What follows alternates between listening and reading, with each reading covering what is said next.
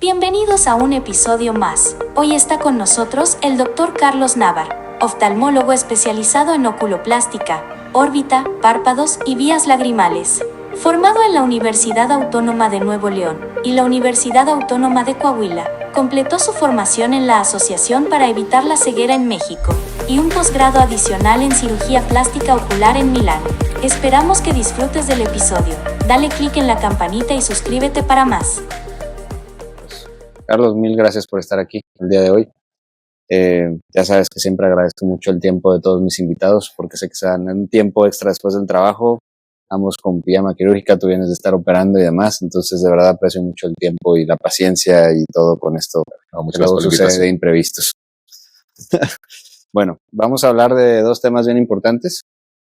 Uno es la blefaroplastia funcional y estética y el otro es la aplicación de la toxina botulínica también desde el punto de vista estético y terapéutico.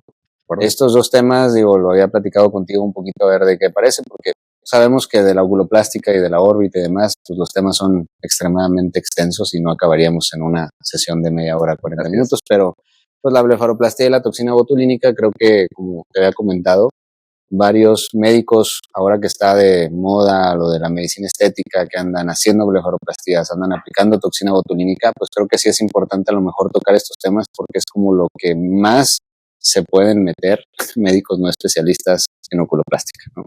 Y creo que nos daría una muy buena enseñanza aprender de tus recomendaciones, de tus puntos de vista, a lo mejor algunas experiencias que hayas tenido en algunos otros casos previos, ¿no? Entonces, pues bueno, vamos a ver. Dentro de las preguntas de la blefaroplastia funcional y estética, Carlos, ¿tú cómo determinas si un paciente necesita una blefaroplastia funcional versus una blefaroplastia terapéutica o ya como tal Claro, algo estético contra lo funcional?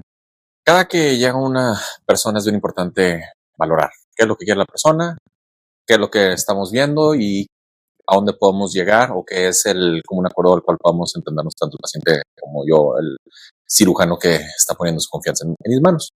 Cuando hacemos una valoración, valoramos qué tanta piel tiene, cómo están los tendones, cómo está la tensión, en qué posición se encuentran los márgenes, qué tan despegado o pegado no está el margen palpebral, viene con posiciones compensadoras como elevación de la ceja, la elevación del mentón, tiene alguna otra situación, cirugías previas, botox, rellenos, todo tomamos en cuenta, enfermedades, alergias, todo.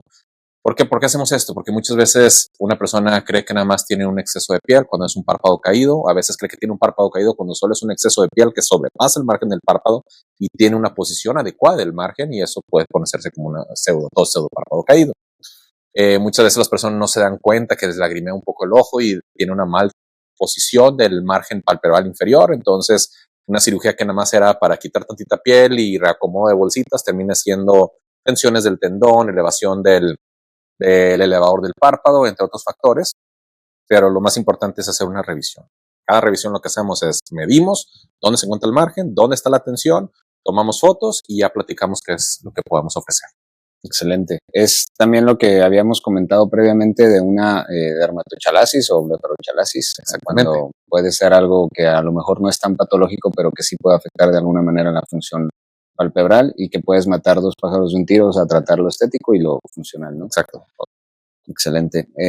También te había comentado y se me había surgido un poco la duda sobre si el ambiente, la temperatura, el calor, sobre todo ahora que estamos en Monterrey, que hace un calor horrible, si el paciente va llegando a tu consultorio en mediodía, pleno sol, calor a todo lo que da y puede generarle un poquito de más hinchazón en el párpado, si eso te afecta más bien las mediciones que tú tomas en consideración para la cirugía o la decisión de operar o no operar, porque a lo mejor en ese momento se le ve más hinchado el párpado y en realidad pues a lo mejor no está tan mal.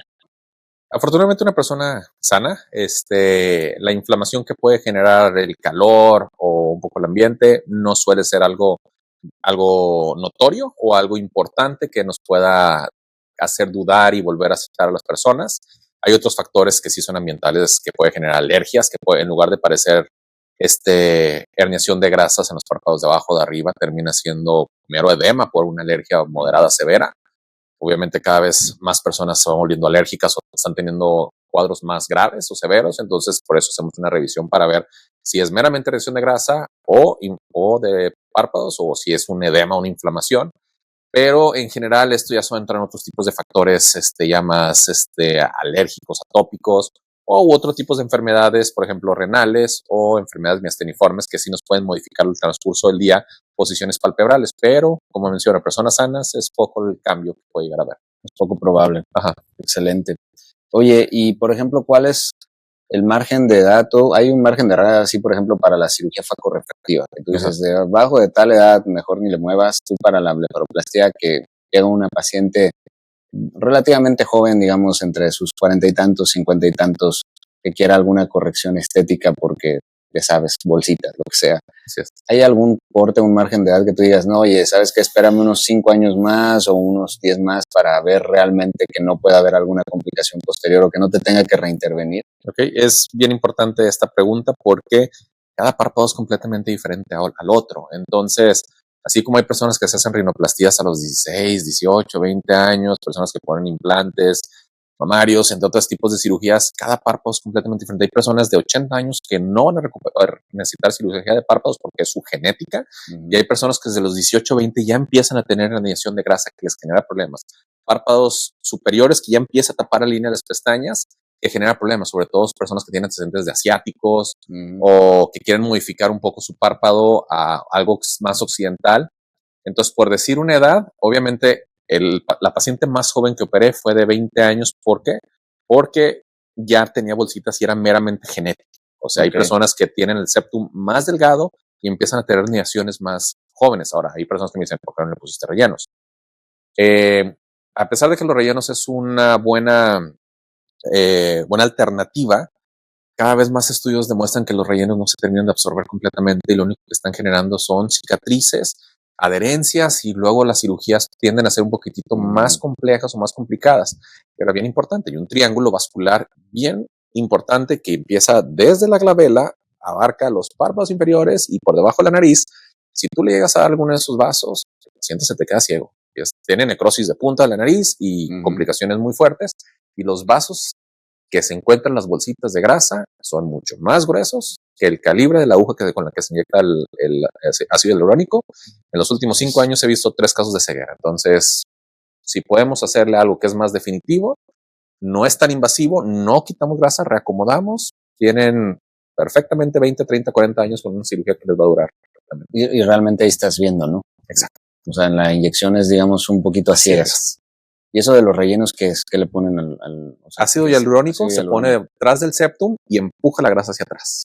¿De acuerdo? Okay. Tuve excelentes maestros, sobre todo en Italia, que ponía 5 o 6 y los resultados eran impresionantemente buenos. Y hay gente que lo sigue poniendo, y no estoy satanizando el uso de ácido hialurónico en estas situaciones. Yo personalmente prefiero no ponerlos, y si se lo va a estar poniendo cada 2 años, y que es nada más aventar el problema a más adelante, pues ¿por qué no hacerlo lo antes posible? Claro, exacto. Sí, tarde o temprano se lo va a hacer. Y si está indicado al final de cuentas, ¿no? Sobre todo. Y en estos casos, por ejemplo, que hablamos de lo del ácido hialurónico, de algunas intervenciones quirúrgicas, realmente tú, ¿cómo diferenciarías hacer un procedimiento de párpados plásticamente hablando por un oculoplástico versus un cirujano plástico versus un médico estético? O sea, un cirujano plástico es una persona altamente preparada en cualquier cirugía estética del cuerpo. Conozco cirujanos excelentes, maravillosos. Sin embargo, cada vez apoyan más a nosotros los cirujanos oculoplásticos, cirujanos plásticos de muchos años de experiencia, cirujanos plásticos jóvenes, porque al igual que rinoplastía, cuando haces una cirugía en cara, no solo tiene que ser estético, tiene que ser funcional. Y detrás de un párpado hay un ojo. Y muchas veces una cirugía tantitito, por decirlo, que nos pasamos un poco, impacta importantemente en el ojo y terminan con ojos secos muy severos, terminan con lagrimeos, terminan con ciertas situaciones. Para hacer cirugía estética tienes que tener una preparación quirúrgica y una subespecialidad que esté dedicado en esa área.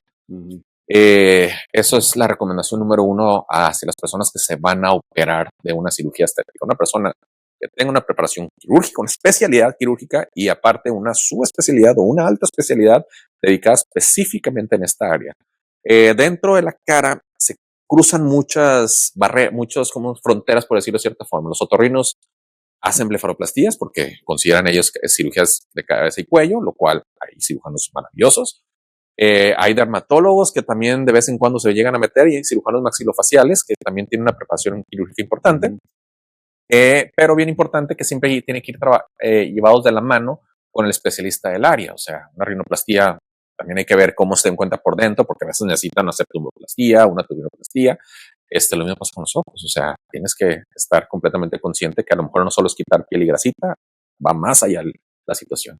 Claro, incluso muchas intervenciones de plástica o de oculoplástica van con onco, van con neuro, van con otorrino, van como con un equipo bastante multidisciplinario, ¿no? Sobre todo cuando ya te metes un poquito más para la órbita. Así es. Tengo un amigo que dice los todólogos ya se acabaron. Exacto. La medicina ya está en subespecialistas. Yo siempre lo he dejado así súper claro en casi todos los episodios, en donde yo no reclamo ni estoy en contra del oftalmólogo general que se quiere meter a hacer todo mientras lo haga, digamos, en la línea, pero ya es tanta la información que yo creo que pues te estás exponiendo a ti y sobre todo al paciente a que hagas algo mal. Sí. La verdad. Entonces yo sí, incluso hasta muchas veces contigo, ¿no? Las famosas perrillas o los chalaciones también. Sí. Los orzuelos, pues te los mando a ti. O sea, 1000 veces que los haga, digo, aunque normalmente está muy generalizado, que es un campo del oftalmo general. Yo digo, a ver, si tengo un especialista en oculoplástica en párpados que lo puede hacer porque tiene el toque y el feeling de un oculoplástico, pues ¿por qué no darlo con el oculoplástico? Claro, así de sencillo. Perfecto. Y dentro de los procedimientos quirúrgicos, ¿tú qué errores son los que por experiencia has tenido que te ha llegado el paciente, a lo mejor por una segunda opinión de que no quede bien o algo que haya pasado en la cirugía o en la intervención previa, que digas cuáles son los errores más comunes que tú ves en procedimientos previos y que tú pudieras considerar como que no estuvo tan bien abordado y qué tanto es porque no estuvo bien abordado o porque así simple y sencillamente es la respuesta del paciente? Hay 3 factores. Número 1, ¿qué es lo que quiere el paciente y qué es lo que busca el paciente? Dentro de la estética, hay estudios que demuestran que el 10% de los pacientes que buscan cirugía estética tiene un dismorfismo. Entonces, primero hay que detectar si una persona tiene antecedentes de una dismorfia corporal. Si sí, tratamiento, acompañamiento con psicólogo, que es bien importante. 2, ¿se puede hacer lo que queremos o es una expectativa no real? ¿De acuerdo? 2 veces a lo largo de mi vida no detecté. Y sí, luego son personas que nunca van a estar satisfechas por más bien que se alcancen a ver. Fotos previas, fotos después, que es lo que nos ayuda siempre a todas las personas que nos dedicamos a estética. ¿Qué de problemas me ha tocado posoperados de otras personas? 1, que quitaron de más, no cierran bien los ojos o se ve muy hundido. Y 2, no detectaron el problema funcional. Se fueron únicamente sobre el exceso de piel, el exceso de grasita y terminan con una tosis que no se dieron cuenta en ese momento. Entonces decidieron quitar más piel. ¿Por qué? Porque hay gente que no está tan sumamente preparada para los temas funcionales porque es meterte en áreas más profundas del párpado y entonces pues ya llegan y no, pues nomás haces la reinter y pum, levantas el párpadito y se acaba la situación. Haces como una segunda corrección del problema que no se hizo inicialmente, ¿no? Así es. Y hablando de esto, cuando yo estudié la especialidad y cuando vimos muchas cosas después en la sub y demás, está muy bien establecido el orden de la terapia en el ojo que involucra, por ejemplo, tienes a un paciente que tiene una catarata, que le vas a hacer una cirugía de catarata y pues también trae algún problema que se puede manejar a nivel de oculoplástica, ¿no? O sea, una dermatochalasis, etcétera, algo que va después o una tosis, ¿no? Involutiva, por ejemplo. Sí es 100% verdad que le tienes que operar primero la catarata y después arreglarle el párpado. O ya con lo que actualmente existe, me imagino ha cambiado un poquito los abordajes o no lo sé, pero es 100% real de que, no, si no te he operado la catarata, yo no te puedo arreglar el párpado. Bye. La realidad de las cosas es que si está en una cirugía pronto a que sea intraocular, siempre la recomendación. ¿Por qué? Porque una persona que se va a operar de catarata generalmente es una catarata senil, son personas de 60, 70, 80, 90 años, donde ya pierde un poco la atención sus párpados, ¿de acuerdo? Entonces, si yo entro a hacer una cirugía de párpados, la cirugía de intraocular, el uso del blefarostato, el uso de la inflamación de la cirugía puede llegar a tumbar nuevamente ciertas áreas del tendón o a lo mejor el parpadito que se acomodó. Entonces sí sigue siendo esa la indicación. Son pocas las indicaciones en las cuales son primero cirugía de párpado, entropión. Paciente que se opera de catarata y tiene entropión, el riesgo de infección es alta. Claro. Una persona que tenga vía lagrimal tapada, pues obviamente no quieres aumentar el riesgo de una endoftalmitis, pero la mayoría de las veces Es primero la cirugía ocular, intraocular, y luego la cirugía de párpados. Y por ejemplo, en el entropión, tú corriges ese problema palpebral y hay una probabilidad de que por la manipulación del blefarostato y demás se dañe. Siempre hay una probabilidad, pero mínimo le estás disminuyendo mucho el riesgo de una endoftalmitis que es 1000 veces peor que lo vuelvas a arreglar el párpado. Exacto. Y ahora que habías comentado que hay pacientes que nunca van a estar satisfechos, ¿qué tips darías tú para manejar pues esta línea entre la corrección que es realmente médica y las expectativas estéticas del paciente? Ok. La diferencia de la cirugía plástica al resto de la medicina es que la persona viene buscándote por algo que quiere mejorar. Una enfermedad nos agarra a todos desprevenidos o no nos damos cuenta, entonces no estamos preparados. O sea, la cirugía estética, la persona va contigo. Entonces, pues lo que quieres es operar, lo que quieres es tener mayor número de pacientes, quieres tener mayor número de éxito, quieres todo. Entonces, aquí es bien importante hablar con la persona, qué es lo que quiere, qué es lo que podemos hacer y si estamos de acuerdo a ambas partes. 1, 2, la confianza tanto del paciente al médico como del médico hacia la persona para ver que lo que podemos llegar es lo que estamos de acuerdo todos. Y finalmente las expectativas. ¿Qué es lo que quieres? ¿Qué es lo que estás buscando? Y si son reales, pues adelante. O sea, siempre se enseñas fotos de antes y después de las personas que has operado. Si están de acuerdo, tratas de buscar párpados que son similares a los párpados de esa persona y detectar ciertos patrones o ciertas cosas que a lo mejor pueden ser ciertas red flags de que, oye, ¿sabes qué? Creo que lo que está buscando son cosas no reales. Hay personas que le dices, no eres candidato o candidata y contentas. Y es de que, por favor, es que esto, que no vamos a mejorar. O sea, no hay forma. Entonces, eso es lo más importante. O sea, dedicarle el tiempo a cada persona para detectar que la gran mayoría de las personas son casos que puedes mejorar claramente y afortunadamente terminamos bastante bien. Excelente. Y hablando estrictamente de la blefaroplastía, ¿qué hay nuevo? Que exista como a lo mejor más ambulatorio, no tan quirúrgico. Por ahí había visto algunas publicaciones de algunos videos del CO2. Sí, ok. Dentro de la blefaroplastía pues hay diferentes formas en las cuales puedes llegar a corregir sin cirugía. Hay personas que son espectaculares haciendo modelación con ácido hialurónico, párpados. Ya habíamos mencionado previamente, yo no soy tan fan de yo hacerlo. Hay personas que son muy buenas y qué bueno por ellos. Lo otro es láser CO2. Lo que haces es un resurfacing, haces unas microquemaduras que contraen cuando tienes un exceso de piel leve o unas bolsitas que apenas empiezan a herniar o bolsitas. No necesariamente es una u otra, puede ser una combinación de las dos, una blefaroplastia tranquila con resurfacing para los párpados inferiores o la cara completa, o en personas que son jóvenes hacer el puro resurfacing. Hay personas que con una sola aplicación, hay personas que necesitas 3, 5 aplicaciones y lo vuelves a hacer los 4 o 5 años y ahí te lo vas llevando. Si la persona dice, ¿sabes qué? No me quiero operar, pero quiero mejorar un poco, eso funciona muy bien. Y si lo acompañas a lo mejor con otros nuevos tratamientos como son los exosomas, el NCTF, ayuda mucho a una mejor recuperación y una mejor tensión de la piel y ¿cómo se llama? Ayuda mucho a las fibras que tengan mejor como forma, tensión, todo en la piel. ¿Qué son eso de los exosomas? ¿Es inyectado? ¿Es un parche? Hay diferentes formas de aplicar los exosomas. Hay unos tipos de aplicaciones que son como microagujas, donde tú los inyectas. Son unos parches, ¿no? También que se ponen. Hay otros que son unos parchecitos. Hay otros que con el láser CO2, como ya hiciste las quemaduritas, nomás lo vas inyectando poco a poco ahí directamente sobre eso. No soy tan experto. Una de mis maestras, que es una gran amiga que quiero, es de las más expertas y ella aplica mucho y me dice que les va yendo bastante bien. Bastante buenos resultados. Y buenos resultados. ¿Y algo más, por ejemplo, como la luz pulsada?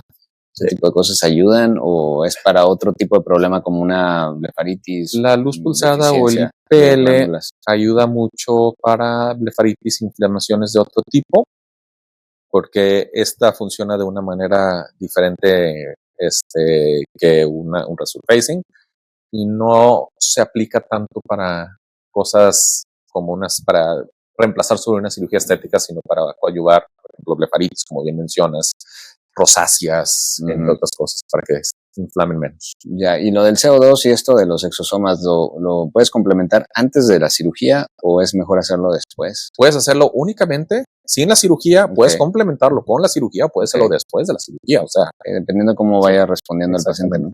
exactamente. Ok, excelente.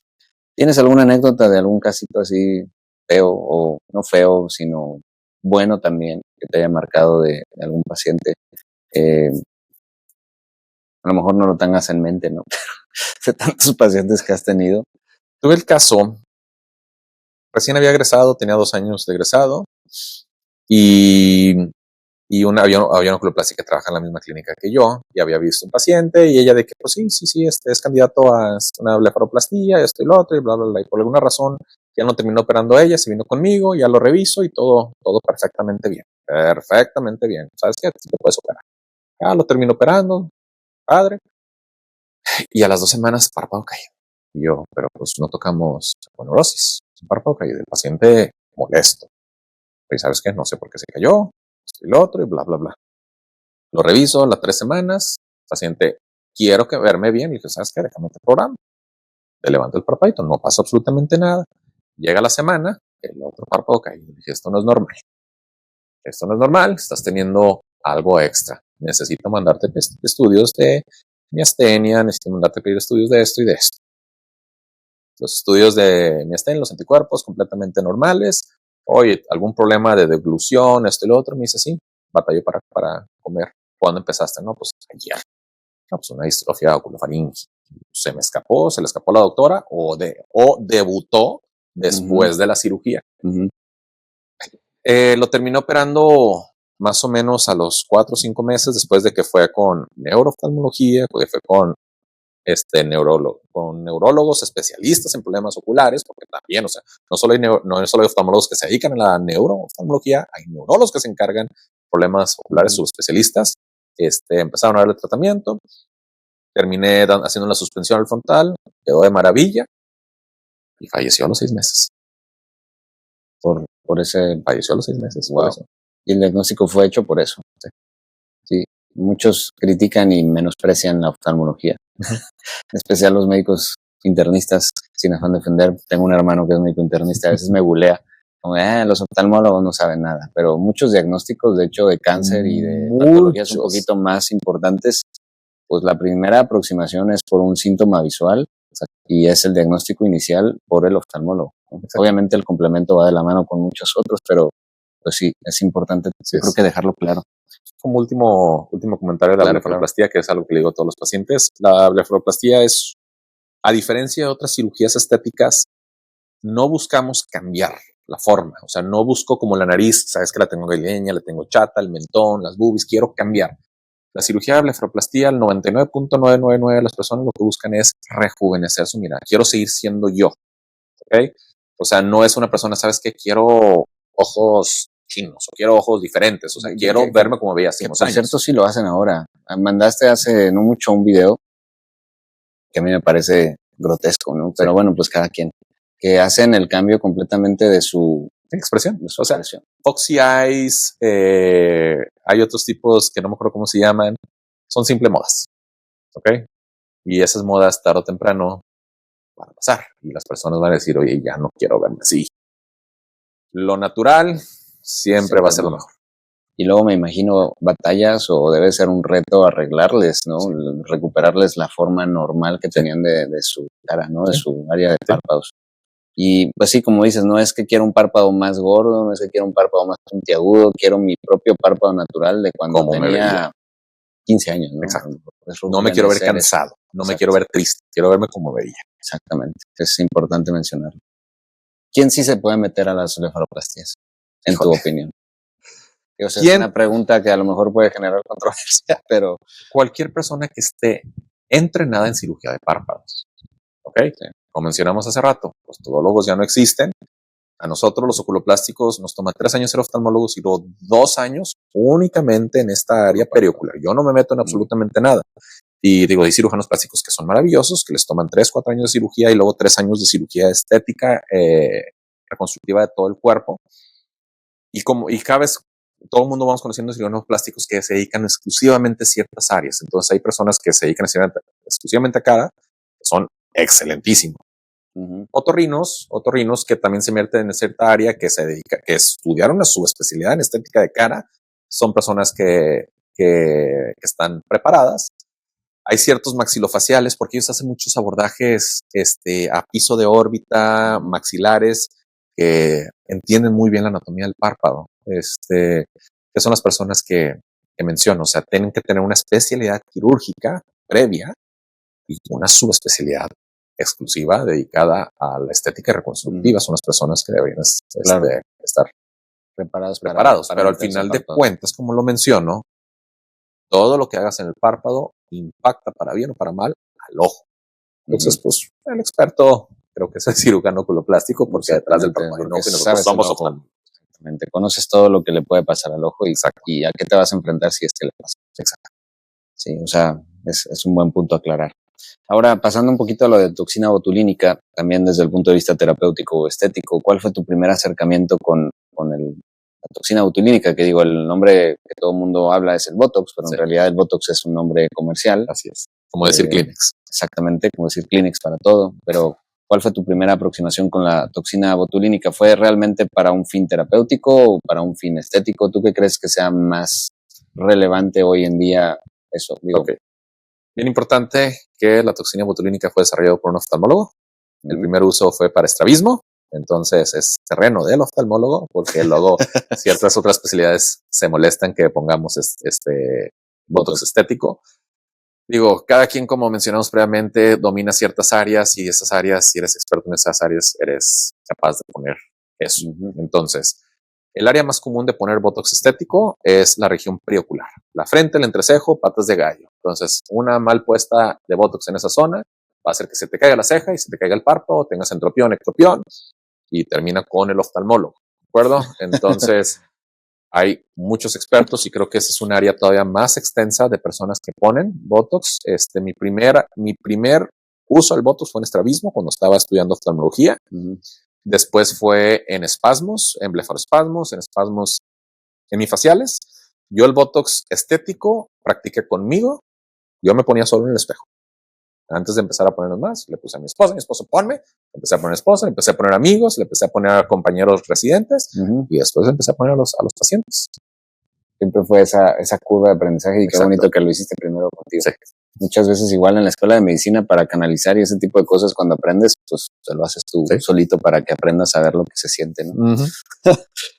Oye, ¿y cuáles son las zonas, digamos, tú mencionaste unas ahora, pero así como con bolitas y palitos, ¿cuáles son las zonas como más seguras o más efectivas que tú consideras como, o qué tips das tú para decir, aquí es como lo mejor? Digo, obviamente varía, creo, dependiendo cada paciente, lo que le quieras corregir y demás, pero en cuestión así general, ¿qué áreas de la cara tú consideras que son como las más seguras? Las más comunes donde tienes que poner, donde se pone en estética, pues siempre es la frente, la vela, rítidos, patas de gallo. Bien importante, hay que saber dónde poner para evitar una complicación. Generalmente cuando vas a poner la región periocular, tiene que ser por de fuera al reborde. Cuando vas a poner sobre la ceja, tiene que ser alrededor de 1 centímetro por arriba, porque si no se nos va a caer. Porque de repente me han llegado personas, es que me pusieron justo aquí abajo de la ceja para levantarme y levantar. ¿Qué? O sea, el párpado se te va a caer. O sea, yo sé que hay personas que dicen, no, pues es que si dispones una unidad, no pasa absolutamente nada. Pero son los que me llegan como caídos al final de cuentas. Hay ciertas zonas donde el frontal se divide junto con el músculo parietal, entre otras cosas, y luego se ve muy hundido esta parte, entonces también mucho depende la implantación, donde se encuentra del cabello, mujeres o hombres, personas que tienen ya más entradas, hasta dónde la vas a llegar a poner, porque ya estamos hablando de otros músculos, y también qué es lo que está buscando cada persona. Me llegan personas de que no, pues es que me ponían 50, 60 unidades. Yo creo que ese botox donde se paralizaba en los 90s y principios de 2000s ya no debería existir, porque un músculo tiene que tener un tono, tiene que tener una fuerza.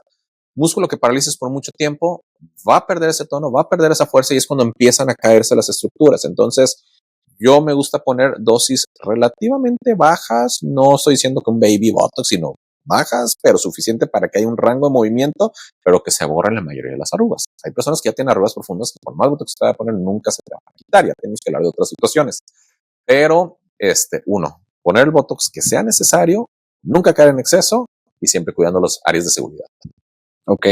Y si, por ejemplo, pasara esto de la tosis de la ceja o una tosis palpebral, ¿cuánto tiempo le dices al paciente que tarda en pasarse el efecto? Depende de la marca que le hayan puesto, depende de las unidades que le hayan puesto, pero por lo general 3-4 meses.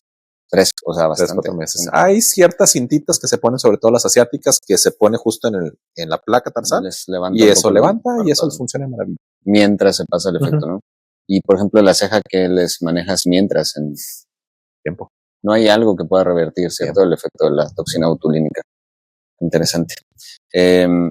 Por ejemplo, con el uso del Botox, ¿tienes tú algún protocolo? Tú llegas a tu paciente, le vas a poner Botox. Me habías comentado que es muchas veces de volada, ¿no? Muy, muy rápido. Sí. Pero ¿tú tienes algún protocolo de seguimiento al paciente luego de que le aplicas el Botox? O sea, ¿qué datos de alarma tú le podrías dar? Sí, mira. Cuando te ponen la toxina o el Botox, siempre les dices 4 o 6 horas sin hacer ejercicio, esfuerzo, no acostarse, no manipularse, maquillarse, lavarse la cara. Yo los vuelvo a ver más o menos a las 2 semanas, que es cuando ya tienen el efecto completo, para ver si hay necesidad de ponerle un piquetito más, un chirris extra, en ciertos, a lo mejor uno que otro puntito. Es personalizado, cada persona se pone completamente diferente según lo que queramos o donde queramos actuar. Afortunadamente, al día de hoy jamás he tenido un caso donde en estética me digan, ¿sabes qué? Se me cayó el párpado, se me cayó la ceja o algo así. Donde sí he tenido 2 casos donde sí he tenido como que un uso, evento adverso, por decirlo de cierta forma, en espasmos semifaciales, donde se pone en región de la mejilla, y ¿sabes qué? Como que a veces me muerdo. Dice, no, ya no tengo el espasmo tan fuerte, sobre todo en casos ya extremos, pero a veces me muerdo tantito el cachete sin darme cuenta, porque pues no tiene tanta la fuerza. Y en personas con lagrimeos que no tienen una causa de obstrucción y es meramente irritativo, que no mejora con nada, hay aplicación de Botox en glándula lagrimal y les funciona de maravilla. El único problema es que a veces puede migrar tantitito hacia el músculo, entonces en la divergencia que están viendo a lo lejos, pueden ver un poquitito así como que, como que batalla un poquito para ver de lejos.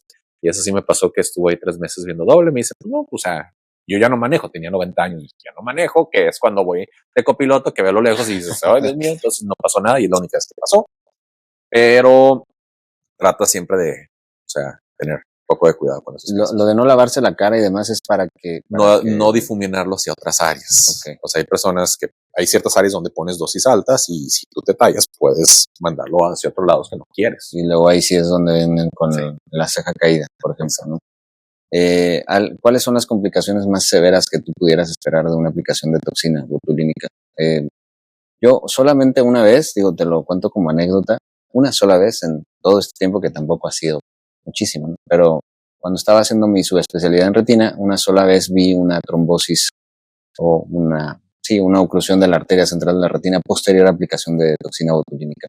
Es extremadamente raro porque las aplicaciones de Botox generalmente son muy superficiales, a excepción de la glabela que mencionamos hace rato, el triángulo, y debió haber sido una dosis muy grande, pero nuevamente como que no, es más común en ácido hialurónico en ciertos rellenos que en Botox, que es extremadamente raro y probablemente habrá menos de 10 casos publicados. Ese fue uno de los pocos que salió de oclusión de arteria central de la retina posterior a aplicación de toxina botulínica, que realmente no sé, y creo que es bien difícil saber si fue exactamente por el Botox o fue algo coincidente, ¿no? Porque tampoco el paciente era muy joven, digo, traía otros factores ahí de riesgo, entonces dices, me puso la toxina botulínica, pero digo, pues fue lo único que se asoció como a lo mejor factor que se fue paralelo, ¿no? Me puso la toxina y al día siguiente ya no vi de mí, ¿no? No sé si fue por la toxina o por eso lo quería preguntar contigo, que digo que realmente es probable que pase o... Estaría muy raro porque habría habido casos vasculares en otras partes del antes, cuerpo, ¿no? Sí. Entonces, la mayoría de las complicaciones severas son pasajeras, o sea, 3-4 meses y listo. Y la toxina botulínica, además de lo estético, ¿para qué más lo usas? Ok. Entropiones, sobre todo espásticos,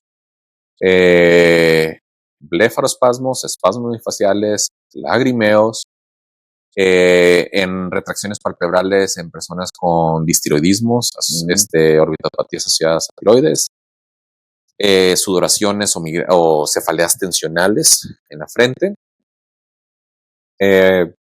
Hay gente que lo utiliza mucho para sudoración excesiva, y en estrabismo los estrabólogos, oftalmólogos, pediatras lo utilizan mucho.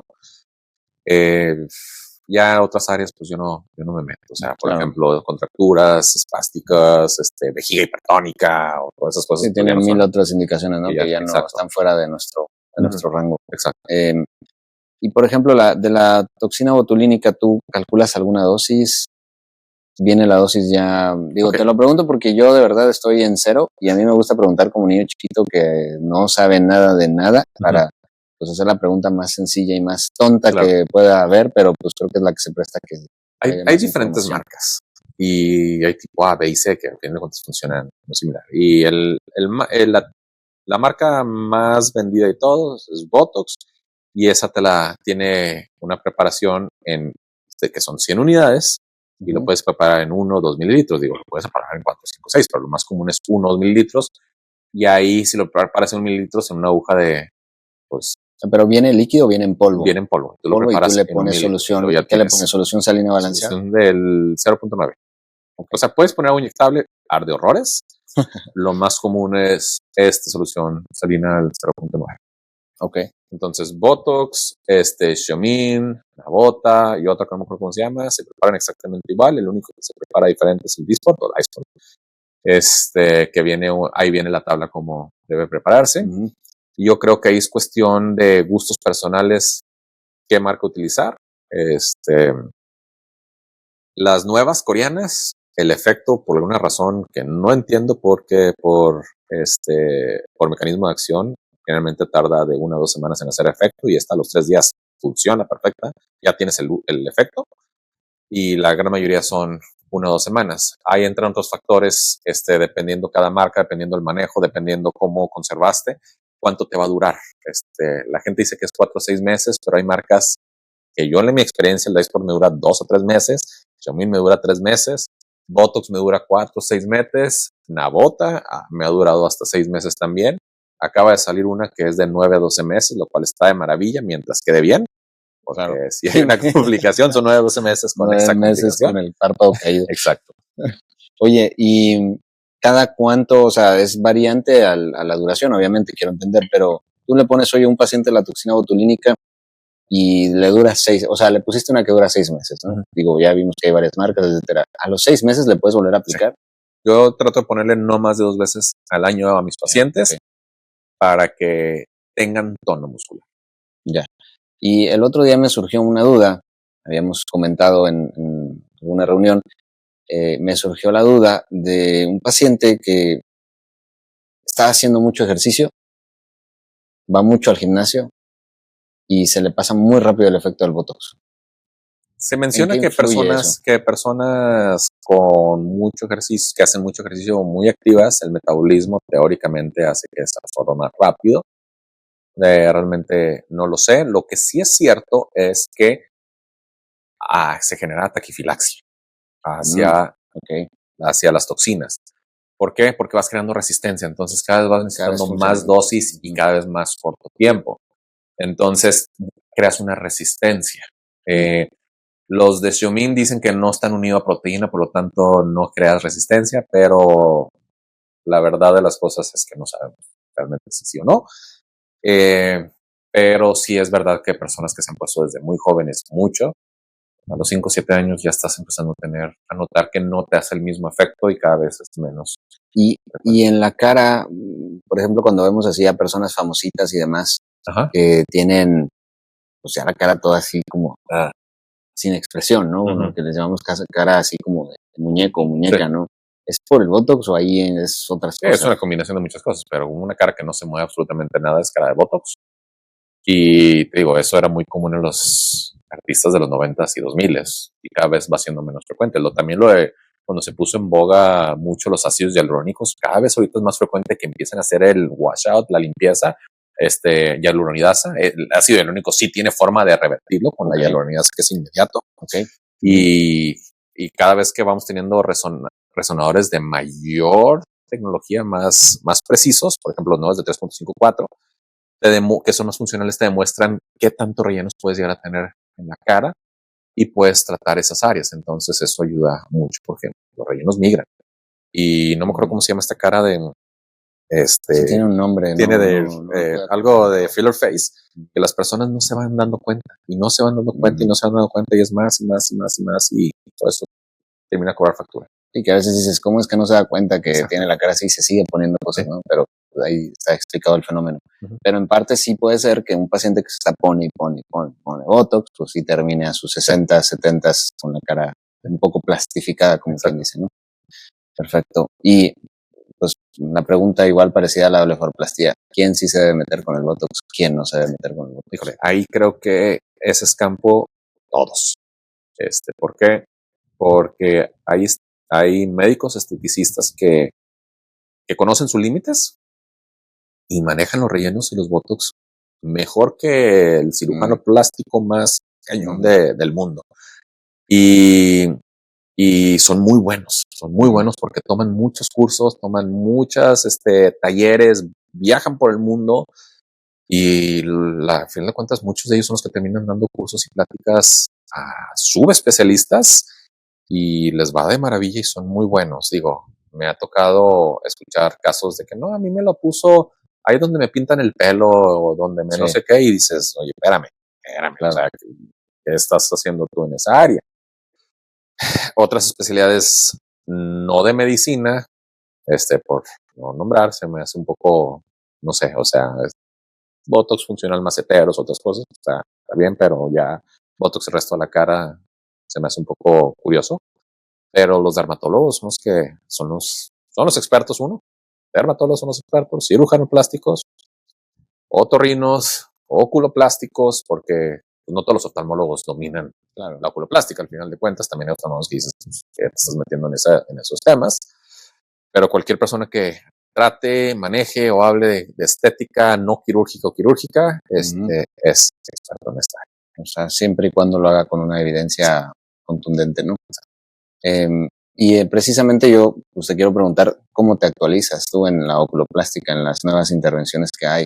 Yo, por ejemplo, en cuestión de que domino un poquito más el área del segmento anterior y la retina y demás, hoy por hoy hay una gran variedad, y lo estaba comentando en un podcast con el profesor Uday Devgan, de que hoy por hoy las nuevas generaciones van a aprender mucho más rápido lo que a lo mejor a ti y a mí nos tomó en 5 o 10 años, ¿no? ¿Por qué? Pues porque ya te metes a YouTube y te vas a encontrar un tutorial paso a paso, académicamente hablando, bien fundado de cómo haces una cirugía catarata, cómo haces una rexis, cómo haces una vitrectomía, y es parte de lo que yo también trato de pues compartir en los videos de la página de Eyesight Academy, ¿no? Para que sepan, ¿no? Que puedan aprender. Pero en oculoplástica, si te soy muy honesto, yo no he encontrado muchos videos, la verdad. Hay demasiados videos, pero es bien importante. También hay un artículo que menciona que la información se duplica, no creo, cada 9, 10 meses. La información general. Entonces es tanta información, entonces, ¿cuál es verdadera y cuál no? ¿Cuál es sí funciona, cuál no? ¿Cuál te está mintiendo, cuál no? Entonces, eso también es bien importante porque, o sea, nuestros abuelos estudiaron medicina, eran 6 años, ahorita son 6, hace 20 años que estudiamos medicina eran 6 años y ahorita siguen siendo 6 años cuando los libros se han hecho de este tamaño. Es un poco, es poco difícil. Entonces, bien importante cuando vayas a ver un video, pues antes y después, porque me puedes enseñar la mejor cirugía, cómo quedó. Es que es lo que creo que también sobre todo estos temas que hablamos, obviamente si te encuentras a lo mejor algo un poco más específico de órbita, pues sabes que quien está poniendo el video tiene que ser un especialista en oculoplástica y órbita o un neurocirujano, etcétera. O sea, es más difícil que haya un sesgo en el sentido de que quien te esté compartiendo la información no sea alguien que sepa hacer esa cosa, ¿no? Vuelvo a lo mismo, alguien que te está enseñando un video de una catarata, digo, tiene que ser alguien que sabe operar una catarata, porque de lo contrario no te la podría enseñar o no se podría grabar. Ojo, puede haber sesgo ahí también, ¿no? Pero de oculoplástica en estos temas de blefaroplastía, de toxina botulínica y demás, que tú puedes buscar un video en YouTube y a lo mejor puedes encontrar, estos son los pasos para la aplicación de toxina botulínica o estos son los pasos para blefaroplastía. Ujú. Creo que en estos temas, y por eso los estoy tocando en este episodio, porque son, creo que de los más comunes en donde lamentablemente creo, mucha gente se mete sin a lo mejor tener un Claro. buen fundamento académico que tú dices, Claro. claro que te puedes meter si eres un quirúrgico, si sabes lo que estás haciendo, pues ¿por qué no? Si estás haciendo algo bien, hazlo, adelante. Pero ¿cómo sabes que quien lo está haciendo es verdaderamente un oculoplasta? No, de acuerdo. O sea, bien importante que yo en los congresos. Vas a las pláticas, te lo muestran, artículos y los resultados y mi casuística y esto y lo otro. Y técnicas que dices, están complejas. O sea, estuvimos el año pasado en el curso de la Universidad de Columbia en Nueva York, mi esposa y yo, de cirugía endoscópica de órbita y ella de senos paranasales, porque mi esposa y yo hacemos mucha cirugía endoscópica de órbita. Y aventaban unos casos así súper extremos. Y en la fiesta de la noche le preguntas al chavo, si haces esto, yo 2. ¿Para qué lo mencionas? O sea, exacto, o sea, ¿para qué me pantallas? Porque lo hice una vez. Ah, pues qué chido que lo hiciste una vez. ¿Realmente funciona hacerlo? Entonces yo siempre le digo a mis colegas o personas que vienen conmigo a ver como pero o personas jóvenes, pues el congreso está padre, pero yo aprendo más afuera en lo social, en la alberca, como tomando una cerveza con el que dio la plática o platicando con él o rotando con él o ella. Claro. O sea, hay excelentes de todo. ¿Cómo lo hiciste? Ah, ¿sabes qué? Pues no, nomás quise mostrar esto porque se ve bonito. Oye, ¿pero te funciona o seguimos haciendo lo mismo? No, trata de seguir haciendo. Oye, ¿sabes qué? Esto vino a cambiar todo y sí vale la pena y vale la pena que aprendas. Ok, dame chance de ir a rotar contigo 2, 3 semanas, 4 semanas para ver cómo le haces y ver. Y eso es lo que está, está muy padre, porque muchas cosas del Congreso, pues sabemos que son algo de ego, pero hay mucha gente que, pues, o sea, como tú mencionas, ¿sabes? Es esta persona que ya tiene todo el currículum y ves y dices, ok, mira, sí confío, sí creo y sí. Todo. Claro, o sea, sí es real lo que me está compartiendo, ¿no?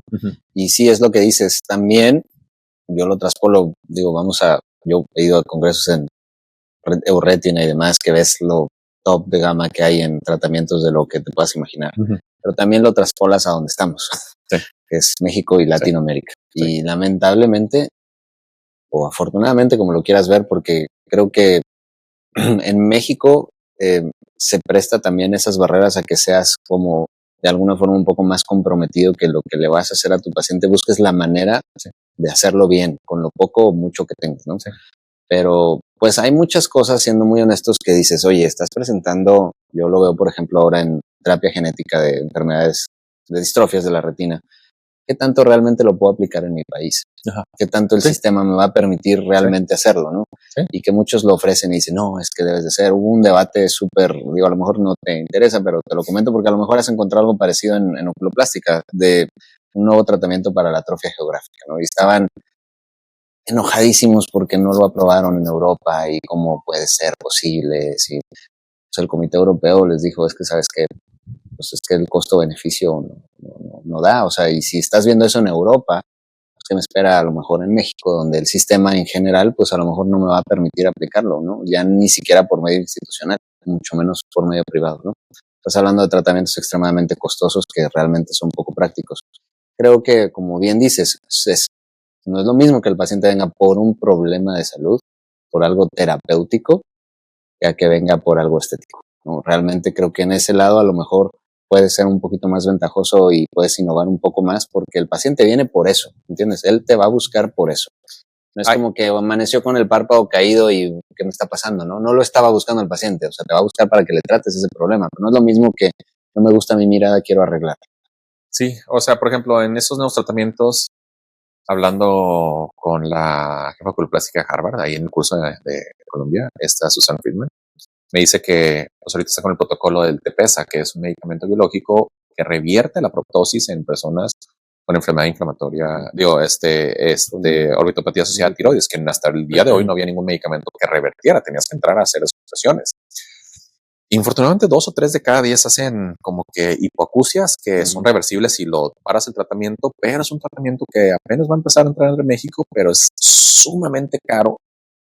Y no te estoy diciendo a la par de las medicamentos para las distrofias congénitas que te valen 600 y $700,000, pero nuevamente, o sea, $30,000, $20,000, $50,000 en México, pues está muy complejo cuando son varias. Sobre todo que no es solo una aplicación y se acabó, Sí. ¿no? Son varias. Pero me decía de que también viene a cambiar completamente esto, lo cual para bien, o sea, porque si aprendes demasiado, o sea, como menciono, o sea, igual esta técnica, igual no, pero hay otros dices, Dios mío, que es padre que vine a aprender esto. Y una de esas que me llevé fue que el TPS viene a cambiar eso, pero pues vamos a ver si lo seguro lo meten en el IMSS, el ISSSTE o otros lugares donde puedan. Que le puede ayudar a la gente, ¿no? De alguna forma. Perfecto, Carlos. Pues ya para terminar, algunas últimas preguntitas. ¿Qué consejos le darías a alguien, a un joven oftalmólogo que está en su residencia y que quiere aventarse a la oculoplástica? Ok. Híjole, es sumamente satisfactoria. Cualquier rama de la oftalmología, cualquier rama de la medicina es muy satisfactoria si haces las cosas bien, si haces las cosas queriendo ayudarle a la persona. Es una combinación de estética funcional, eres un oftalmólogo que a lo mejor quiere salir un poquitito de zona de confort. Vale mucho la pena, seguimos siendo pocos. Hay un campo amplísimo para las personas puedan trabajar en cualquier parte del país y creo que es algo que vale mucho la pena. Y hay mucha gente muy buena del cual puedan aprender. Y siempre falta más gente. Y siempre hace falta. Sobre todo bien preparados, siempre. En todos lados. Es lo que muchos dicen. Creo que eso es parte de lo que te sigue apasionando de la oculoplástica. Así ¿O qué es lo que te da mayor satisfacción? Creo que, pues no voy a decir de los pocos, pero aquí en México es muy común que los oculoplásticos sigan operando cataratas, y lo cual está súper bien, porque somos oftalmólogos al final de cuentas. Pero yo desde el día uno, yo dije, yo quiero dedicarme a la pura oculoplástica, y creo que he tenido la fortuna de ser uno de ellos que nos podemos dedicar exclusivamente de pura oculoplástica y órbita. Y es sumamente satisfactorio poder hacer algo estético, pero también entrar a quitar un tumor que se encuentra detrás del ojo y que el paciente siga viendo. La mayoría de las veces, yo no te voy a decir que todas las veces, hay tumores que son sumamente agresivos y infortunadamente tienen malos pronósticos, pero combina muchas cosas, combina lo estético, combina lo reconstructivo, combina lo oncológico, combina lo pediátrico, lo de adultos mayores, es muy completa. ¿Y qué viene nuevo que quieras compartir? Algo que sepas, además del TPESA que ya comentamos. En oncológicos, de órbita. O quirúrgico, tecnológico que... Creo que la blefaroplastia, conozco cirujanos oculoplásticos que operan con bipolar, Westcott, bisturí, y tienen los mejores resultados del mundo. Hay gente que utiliza láser CO2 y el resultado es exactamente el mismo. Aquí es qué es lo que mejor domina tu cirujano plástico, oculoplástico con el que te quieras operar, los resultados, y realmente algo nuevo. Creo que seguimos igual que hace 20, 30, 40 años, y viene el láser a ayudarnos un poco a como ayuda, no tanto a reemplazar, pero ayuda a lo mejor para mejorar la calidad de la piel, entre otras cosas, pero creo que aquí ya es más temas personales. Se me venía a la mente, ¿crees que venga algo, a lo mejor te gustaría, ¿no? Digo, lo planteamos para quien se quiera unir, a lo mejor la idea es compartir ideas, pero ¿crees que venga algo de inteligencia artificial que te pudiera facilitar a ti la decisión de operar, de no operar, del resultado final? Porque ahora veo que lo haces es muy artística la cirugía plástica. Me refiero a que desde la valoración previa al momento del día quirúrgico, a mí, me acuerdo cuando yo rotaba en las cirugías de oculoplástica, me encantaba el pre de la cirugía, porque era marcarles con el plumoncito y dibujarles súper bonito todo ahí. Parecía tatuado ahí el paciente, ¿no? Pero se veía muy como con milímetros, le agarrabas una reglita y me decías, se va a cortar tantos milímetros de aquí para acá, etcétera. Entonces, ¿crees que venga algo así como en imagen de oculoplástica? Pues digo, estaría padre, ¿no? Que le tomes una foto al paciente y que te diga, ¿qué le vas a hacer?